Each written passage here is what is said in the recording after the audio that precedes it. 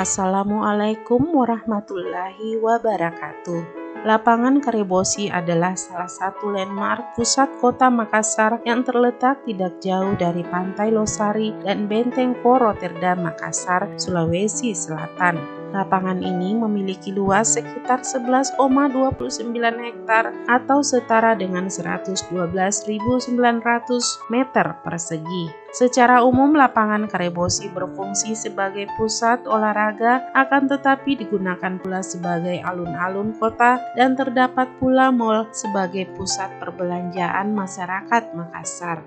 Di tengah luasnya lapangan Karebosi tersebut terdapat 7 gundukan berbentuk makam yang menjadi tanda tanya bagi sebagian orang. Akan tetapi ada beberapa versi cerita, mitos maupun fakta seputar 7 makam. Tidak ada data yang akurat mengenai siapa saja sesungguhnya yang dikebumikan pada 7 makam di lapangan Karebosi tersebut. Ada yang menyebutnya sebagai makam Angrong Pandegara atau suhu para pendekar silat yang juga merupakan murid dari pengikut ajaran tarekat Syekh Yusuf. Mereka disebut mengembangkan ajaran silat yang dikuatkan dengan ilmu kebatinan. Itulah sebabnya pada masa lalu para guru silat di kota Makassar dan sekitarnya selalu melakukan proses penamatan di sekitar lokasi ketujuh makam yang berjejer rapi dari utara ke selatan di tengah lapangan Karebosi. Ketika upacara penamatan berlangsung, murid-murid persilatan tersebut akan membentangkan kain pelindung di atas makam. Banyak sumber juga menyebut 7 makam di tengah lapangan Karebosi sebenarnya bukanlah makam, tetapi awalnya hanya berupa 7 gundukan tanah tempat makhluk gaib yang sering mengganggu kehidupan manusia dengan menampakkan diri mereka. Ada yang menyebut ketujuh makhluk gaib sebangsa jin itu masing-masing bernama Karaeng Tuma Belaya, Karaeng Tuma Bicaraya, Karaeng Tuma Cinika,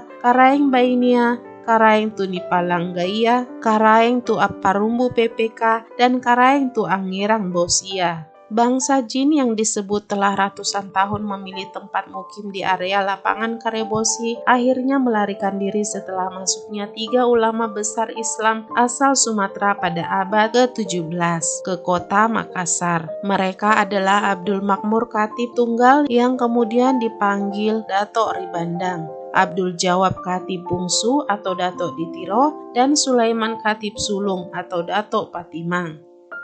Konon menurut cerita, gua diguyur hujan deras dan petir yang menyambar. Peristiwa itu berlangsung selama 7 hari 7 malam. Karebosi yang dulu merupakan hamparan luas nan kering lalu digenangi air. Lalu masyarakat gua saat itu tiba-tiba menyaksikan timbulnya 7 gundukan tanah di tengah hamparan tersebut. 7 orang bergaun kuning keemasan pun muncul sesaat lalu menghilang di tengah gerimis yang masih turun. Yang tersisa kemudian hanya 7 gundukan tanah yang berbau harum. Tidak ada yang tahu asal muasal ketujuh orang itu. Namun masyarakat gua saat itu percaya kalau mereka adalah Tumanurung atau semacam dewa dalam mitologi Bugis Makassar yang dikirimkan oleh Tuhan untuk negeri mereka. Kehadiran 7 orang yang disebut sebagai Karaeng Anghirambosi atau Tuan yang membawa hujan pun menginspirasi masyarakat gua untuk memberi nama Kanrobosi. Kanro berarti anugerah yang maha kuasa dan bosi berarti hujan atau bisa juga bermakna kelimpahan. Kurang lebih 5 abad kemudian di bawah kepemimpinan Batara atau Raja Goa ke-7, 7 gundukan tanah itu dihormati sebagai tempat berpijak pertama kali 7 tokoh harismatik tersebut. Antara tahun 70